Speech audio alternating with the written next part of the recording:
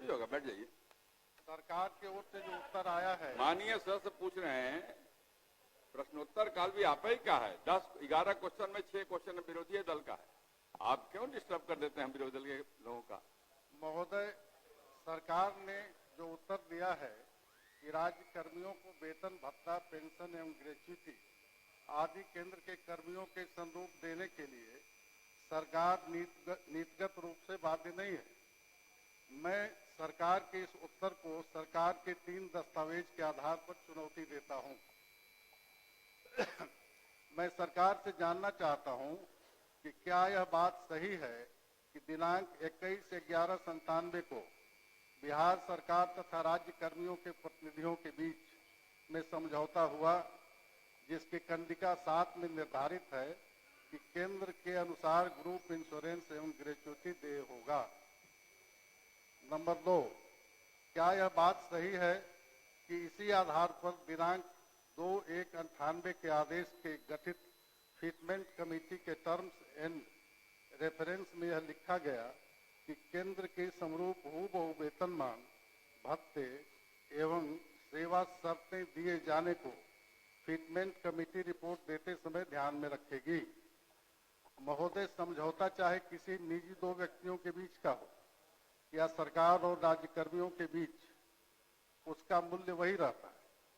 समझौता तोड़ने वाले की साख समाप्त हो जाती है, तो मैं जानना चाहता हूं कि अपनी साख बचाने के लिए क्या सरकार समझौता की कंडिका 7 के अनुरूप राज्य कर्मियों को देय ग्रेच्युटी की अधिकतम सीमा को 20 लाख से 25 लाख रुपए दिनांक 1/1/24 से करने का विचार रखती है? यदि हाँ तो कब तक, नहीं तो क्यों? माननीय मंत्री। ये प्रश्न पिछले सत्र में ही ध्यानाकर्षण के रूप में सदन में उत्तरित भी हो चुका था, तो एक तरह से ये तो प्रश्न आना भी नहीं चाहिए था। और माननीय सदस्य ने जो विषय रखा है, जब हम 7th पे कमीशन जब केंद्र सरकार के द्वारा 2016 से लागू किया गया और फिर बिहार सरकार ने उसको 2017 से फिर लागू किया, केंद्र सरकार के कर्मचारियों की पॉलिसी, नीति और राज्य सरकार की नीति में डिफरेंसेस होते हैं, ये हर एक राज्य में। जब गवर्नमेंट ऑफ इंडिया ने पे कमीशन लागू किया तो बिहार सरकार ने भी कैबिनेट के निर्णय के बाद पे कमीशन को लागू किया, और उसी में एक प्रावधान था जो सेंट्रल पे कमीशन था कि अगर हमारा 50% डीए इंक्रीज करता है तो हमारा ग्रेच्युटी को हम 20 लाख से 25 लाख करेंगे। जो माननीय सदस्य ने जो विषय रखा है, मेरा सिर्फ इतना, सरकार सिर्फ क्यों ये बाइंडिंग नहीं है हम पे, राज्य सरकार ने ये निर्णय लिया, अब तो भारत सरकार 8th पे कमीशन पर भी विचार कर रही है, लेकिन वर्तमान में जिस 1997 के पत्र का या एग्रीमेंट का माननीय सदस्य द्वारा जो पूरक पूछा गया है, ये कभी भी स्टेट गवर्नमेंट पर ये बाइंडिंग नहीं है, और स्टेट गवर्नमेंट ने जो तय किया 7th पे कमीशन के अनुरूप जो भी प्रोविजंस हैं वो उनके अपने राज्य कर्मचारियों को दिया जा रहा है। एक और पूछ लीजिए। ये कहना है, माननीय मंत्री जी ने कहा कि ये बाध्यकारी नहीं है, लेकिन ये जो सरकार और कर्मचारियों के बीच ये समझौता हुआ था, ये इनका दस्तावेज, मेरा नहीं। इसके बाद जो फिटमेंट कमेटी के लिए है, ये बिहार सरकार वित्त विभाग का संकल्प है कि राज्य सरकार अपने सेवी वर्ग के केंद्रीय सेवा शर्तों के साथ केंद्रीय वेतनमान, भत्ता एवं अन्य सभी सुविधाएं यथा चिकित्सा भत्ता, यात्रा भत्ता, ग्रुप बीमा, ग्रेच्युटी, मकान भाड़ा इत्यादि केंद्र के अनुरूप स्वीकृत करने के लिए में सैद्धांतिक रूप से सहमत है। माननीय मंत्री जी का जो जवाब था कि सैद्धांतिक रूप से बाध्यकारी नहीं है, तो यहाँ तो ये सरकार का दस्तावेज है, ये सैद्धांतिक रूप से आप सहमत हैं। इसके बाद जो है तो फिटमेंट कमेटी बनी, और फिटमेंट कमेटी की जो रिपोर्ट है, in light of decisions taken by the government of India in September 1997 on scales of pay for central government employees based on the recommendations of the 5th Pay Commission report, the Fitment Committee was required, according to government resolution, to submit its recommendation on revised scales of pay for state government employees effective from 1/1/96. While submitting its recommendations, the committee was required to keep in mind that state government employees getting higher or lower remuneration that central employees will be sanctioned only such scales as being drawn by central government employees. The state government had decided to grant central scales of pay and allowance with central पूरा पूछिए conditions ना। of service and accepted in principle that all facilities like medical allowance, traveling allowance, group insurance, gratuity, house rent allowance, etc. will be provided to its employees as permissible to employees of the Ajay Babu central पूरा government. पूछिए। ये मेरा कागज नहीं, ये सरकार का कागज, ये सरकारी दस्तावेज। ऐसा करिए ना, क्योंकि आपके पास बहुत सारा डॉक्यूमेंट है, तो माननीय मंत्री जी को दे दीजिए, आपको लिखित उत्तर भिजवा देंगे। नहीं, ये प्रोसीडिंग का पार्ट बने, हम ये नहीं आप तो पढ़ चुके। माननीय अध्यक्ष महोदय, हम ये नहीं कहते कि ये जो आपका कागज है ये आपका दस्तावेज है, आप बढ़ाइए नहीं बढ़ाइए आपका मामला है। आपके पास पैसा नहीं हो, आप कह दीजिए कि हम बैंकरप्ट हम नहीं बढ़ाएंगे, लेकिन आप अपने दस्तावेज को तो एक्सेप्ट कीजिए। इसलिए तो मैं कर रहा हूँ, दस्तावेज मंत्री जी को दे इसको दीजिए, आपको लिखित उत्तर भिजवा देंगे। इसको महोदय एक मिनट बैठ जाइए, मंत्री जी कुछ कहने वाले। अध्यक्ष महोदय, बैंकरप्ट नहीं है हमारा, तो बजट आकार 23,000 करोड़ से अब 3,17,000 करोड़ तक चला गया है। हमारे हाथ में बिहार सरकार का बजट है जो 2017 का है। मेरा सिर्फ इतना कहना है कि जिस विषय को माननीय सदस्य उठा रहे हैं, किसी भी स्टेट गवर्नमेंट पर, सिर्फ बिहार में ही नहीं, देश के किसी भी राज्य में भारत सरकार के लिए जो कर्मचारियों के लिए जो नियमावली बनाती है वो किसी भी स्टेट गवर्नमेंट पर बाइंडिंग नहीं है। विभिन्न राज्यों में अपने कर्मचारियों की अपनी पॉलिसी होती है और राज्य सरकार मंत्रिपरिषद के निर्णय के आलोक में जो उचित लगता है, मेजर प्रोविजंस जो 7th पे कमीशन के हैं उसको गवर्नमेंट ऑफ बिहार ने मंत्रिमंडल के निर्णय से माननीय मुख्यमंत्री की स्वीकृति के बाद उसको लागू किया हुआ है और ये स्टेट गवर्नमेंट पर बाइंडिंग नहीं है। यही मेरा माननीय सदस्य को मेरा सूचना देना। अजय जी महोदय, बैठ जाइए, आपका हो गया। महोदय, अध्यक्ष महोदय, मैं सिर्फ सरकार से ये जानना चाहता हूं कि सरकार और कर्मचारी यूनियन के बीच समझौता हुए और जब समझौता सरकार ने किया और उसको लागू करने का डेट भी दिया, तो उसको पूरी तौर पर लागू करने में सरकार को क्या दिक्कत है, ये जानना चाहता हूं। आप अजय बाबू कागज मंत्री जी को दे दीजिए, पूरा अध्ययन करके फिर से पढ़ लेंगे, क्योंकि इतना लंबा चौड़ा आपका है कि हो नहीं पाएगा ना, तो वो पूरा उत्तर आपको भिजवा देंगे। दे दीजिए, पढ़िए। नहीं अध्यक्ष महोदय, एक बात हो गया आपका। अब आपके बात तो अजय जी बोल लिया, अब आप बोलिएगा, आपने हो गया, आप दे दीजिए मंत्री जी को। महोदय, एक बात सुन लिया जाए। हमारा ये कहना है कि सरकार ने लिखा है कि भत्ता, पेंशन, उपादान आदि केंद्र सरकार के कर्मियों के स्वरूप देने के लिए नीतिगत रूप से बाध्य नहीं है। इसका उत्तर अस्वीकारात्मक है। सरकार ये कहे कि ये स्वीकारात्मक है, पैसा होगा तो देंगे। अब तारांकित प्रश्न लिए जाएंगे। हो गया। मैं चाहता हूं सर कि समझौता मैंने आपने कहा ना किया। आपको, चूंकि बहुत सारे सरकार डॉक्यूमेंट इन्होंने दिए हैं।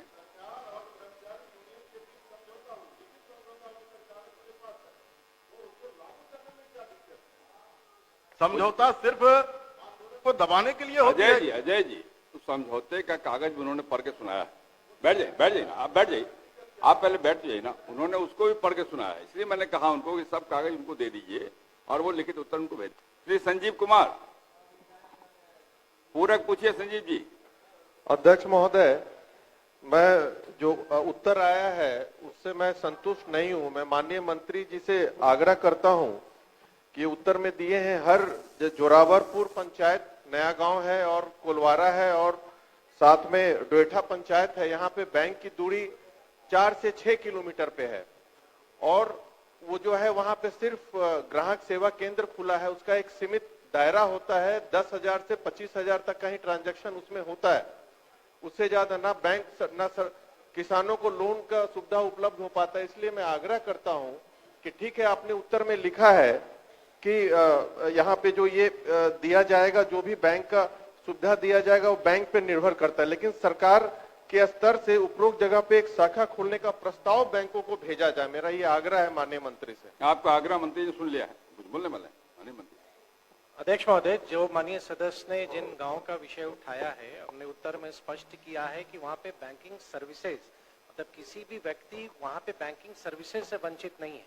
चाहे वो बिजनेस कॉरेस्पॉन्डेंट के माध्यम से हो या वो ग्राहक सेवा केंद्र के माध्यम से हो, बहुत विस्तार से हमने उनको माननीय सदस्य का जो विषय था, जिन गांवों का उन्होंने उल्लेख किया, वो मैंने बताया भी। माननीय सदस्य और आपके माध्यम से पूरी सदन की जानकारी के लिए, भारत सरकार के वित्तीय सेवाएं विभाग का एक सर्कुलर है जो 2023 में बिहार के संदर्भ में वो पत्र आया था। अगर आपकी अनुमति हो तो एक पैराग्राफ में पढ़ दूं। आई वुड ये ज्वाइंट सेक्रेटरी हैं मुकेश कुमार बंसल जी, उनका पत्र है। I would like to inform you, जो हमारे यहाँ मुख्य सचिव को इन्होंने, जो वित्त सचिव थे, उनको लिखा है। I would like to inform you that one of the major priorities of the department of financial services is to ensure availability of banking outlet with bank branch, business correspondent or India's post payment bank center within 5 kilometers। या हम post office के माध्यम से या business correspondent के माध्यम से या ग्राहक सेवा केंद्र के माध्यम से 5 किलोमीटर जो बिहार की जो एक जितने भी रेवेन्यू विलेजेस हैं उस कंटेक्स्ट में आया है। और ये आगे ये कहते हैं कि ये the bank center within 5 kilometers distance of every inhabited village in the country under financial inclusion initiatives of government of India। Bharat सरकार पूरा फाइनेंशियल इंक्लूजन पर काम कर रही है। अध्यक्ष महोदय आप अवगत हैं। बिहार के संदर्भ में जो उन्होंने बताया है, in this context the progress is being monitored through the Jan Dhan Darshak application on which over 6 lakh banking outlets have been mapped through geographical information system GIS across country। The total number of villages in Bihar is 39133, 39,133, and all villages are covered with banking outlets as per the criteria prescribed। The status of banking infrastructure in the state of Bihar as on 30th April 2023 is total branch Bihar में 7,897 हैं, business correspondent 1,03,245 हैं, ATMs 6,870 हैं और जो Indian postal payment bank है उसकी संख्या 8,431 है। तो जिन गांवों का उल्लेख माननीय सदस्य ने किया है, सर्विसेज वहां पे है, बैंक की फुल फ्लेज ब्रांच वहां नहीं हो सकती है, लेकिन बैंकिंग सर्विसेज वहां के लोगों को प्रोवाइड किया जा रहा है। माननीय सदस्य केवल ये कह रहे हैं, बैठ जाइए संजीव जी। सर, एक वन रिक्वेस्ट है, appreciate what he has said sir, but my humble request is at least you can send the proposal to the concern bank to open the bank in that concern village. वो केवल एक प्रस्ताव है, दीजिए। बोलिए। अध्यक्ष महोदय, आप भी अवगत हैं कि बैंक अपनी शाखाएं खोलने के लिए जो कॉमर्शियल वायबिलिटी है उस आधार पर बैंक निर्णय लेती है और आरबीआई का भी स्पष्ट रेगुलेशन है कि लोगों तक बैंकिंग सर्विसेज पहुंचाना है। तो जहां भी बैंक को लगता है आवश्यकता अनुसार वो ब्रांचेस को वो खोलती भी है और जो माननीय सदस्य की जो चिंता है उसमें वित्त विभाग देख लेगा, जो संभव होगा हम करेंगे। ठीक, धन्यवाद। श्री रामबली सिंह यादव, पूरक पूछिए रामबली बाबू। जी, माननीय अध्यक्ष महोदय, मैंने प्रश्न किया था महोदय, काको प्रखंड अंतर्गत सैदाबाद गांव में कब्रिस्तान घेराबंदी के लिए और जमीन का पूरा खाता नंबर, प्लॉट नंबर भी हमने दिया था। उत्तर आया है महोदय कि ये कब्रिस्तान की घेराबंदी प्राथमिकता सूची में शामिल नहीं है और इसकी प्राथमिकता सूची का निर्धारण पुलिस अधीक्षक और जिला पदाधिकारी संवेदनशीलता के आधार पर निर्धारित करते हैं महोदय। 2018 में जहानाबाद में जो दंगा हुआ था महोदय, इसी सरकार के रहते, और उसका असर अगल बगल इलाकों तक पहुंचा था। तो क्या इससे भी बड़ा संवेदनशीलता का प्रमाण आवश्यक है महोदय? हम सरकार से जानना चाहेंगे कि क्या इसको प्राथमिकता सूची में दर्ज कर इस कब्रिस्तान की घेराबंदी कराने पर सरकार विचार करती है, माननीय मंत्री, और अगर हाँ तो ये कब तक? माननीय सदस्यों ने जिस बात का जिक्र किया, एक आवेदन हमको भेज दें, हम कलेक्टर को भेज देंगे, वो देखेंगे, उसके बाद उसको विचार किया जाएगा। एक आवेदन भेज दीजिए तो कलेक्टर को भेज देंगे ताकि उसका विचार करें। श्री अजीत कुमार सिंह। प्रमोद जी, मेरा काम आप मत करिए। हाँ, आप मत करिए भेजने के लिए। इसमें क्या आपत्ति हो सकती है? तो पॉजिटिव जवाब है, सरकार के पहल पॉजिटिव है। अलग से भी आवेदन देना? हाँ, एक दे दीजिए इनको, मंत्री जी को दे दीजिए। माननीय अध्यक्ष महोदय, पूरक पूछिए जी। पूरक पूछ रहा हूं महोदय। हमने जो सवाल किया बड़ी जवाब देने में बाजीगरी दिखाते हैं अधिकारी लोग। पूरक पूछो भैया, पूरक। वही पूरक है महोदय। पहला मैंने पूछा कि क्या जो राज्य में अन्य राज्य कर्मी शहर में रहते हैं उन्हें अतिरिक्त शहरी भत्ता मिलता है, तो लिखा है कि स्वीकारात्मक है। फिर हमने पूछा कि क्या पुलिस कर्मी जो इधर पटना दानापुर में रहते हैं क्या इनको मिलता है, तो पहले तो लिखना चाहिए था कि नहीं मिलता है, वो नहीं लिखा गया है। जवाब जो दिया गया है उसमें एक चिट्ठी का हवाला दिया गया है महोदय कि 18 जून 24 के आलोक में पुलिस मुख्यालय को पटना जिला के खगौल और यहां पर देने के लिए भेजा गया है, लेकिन ये अभी तक लागू क्यों नहीं है, मेरा ये पहला पूरक है महोदय। माननीय मंत्री। महोदय, निर्देश दिया गया है, लागू हो जाएगा, कोई दिक्कत नहीं होगी। नहीं अध्यक्ष महोदय जवाब तो बहुत भेग में है कि निर्देश दिया गया है, लागू हो जाएगा। महोदय मैं जब सवाल पूछ रहा था तो फरवरी का महीना रहा होगा और पिछले साल जून में आपने आदेश दिया और फरवरी 2025 तक लागू नहीं हुआ। मैं ये जानना चाहता हूं कि जिन्होंने आपके आदेश को इतने दिनों तक लागू नहीं किया, क्या उसके ऊपर आप कार्रवाई करना चाहते हैं? डायरेक्शन दिया गया, नहीं लागू होगा तब न कार्रवाई कीजिएगा। डायरेक्शन दिया गया है, जल्दी ही लागू करने का काम। महोदय लागू नहीं हुआ है।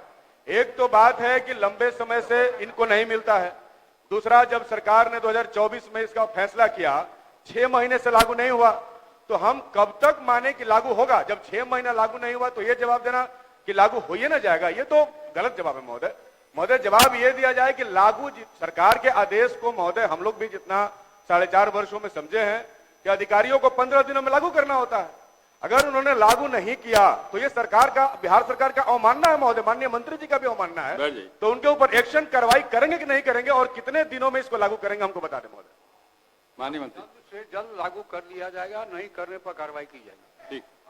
श्री देवेश कांत सिंह, पूरक पूछिए। देवेश जी जी पूरक पूछिए। आपके आदेश से पूछता हूं कि ये बीएलओ लोगों को तो उनका कार्य भत्ता दिया जा रहा है, लेकिन जो EARO जो पूरे साल भर मतदाता सूची का काम चल रहा है, इससे संबंधित ब्लॉक लेवल पर कोई व्यवस्था नहीं है। ERO ऑफिस में होता है, जो RO ऑफिस है, ERO ऑफिस है, वहां हो जाता है, लेकिन ब्लॉक में ब्लॉक का पैसा लगा के उसका बिल संपुष्ट किया जाता है, जो कि झंझट का काम है, बाद में उसमें दिक्कत आएगी सर। इसलिए AERO ऑफिस कार्यालय के लिए क्या व्यवस्था है, यही पूछना चाहता हूं। माननीय मंत्री। महोदय सुनो भाई, जवाब सुनिए। महोदय,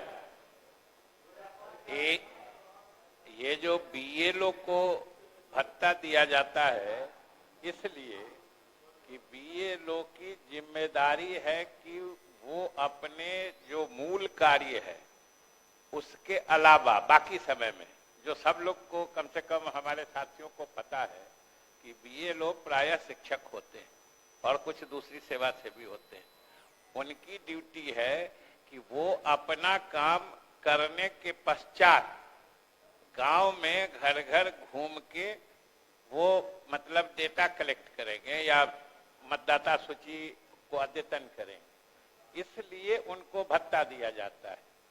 और AERO जो है ये अपने जितना देर उनका ऑफिस टाइम है उनको अपने दफ्तर में बैठ कर ही काम करना रहता है, इसलिए उनको कोई भत्ता या टीए नहीं दिया जाता है।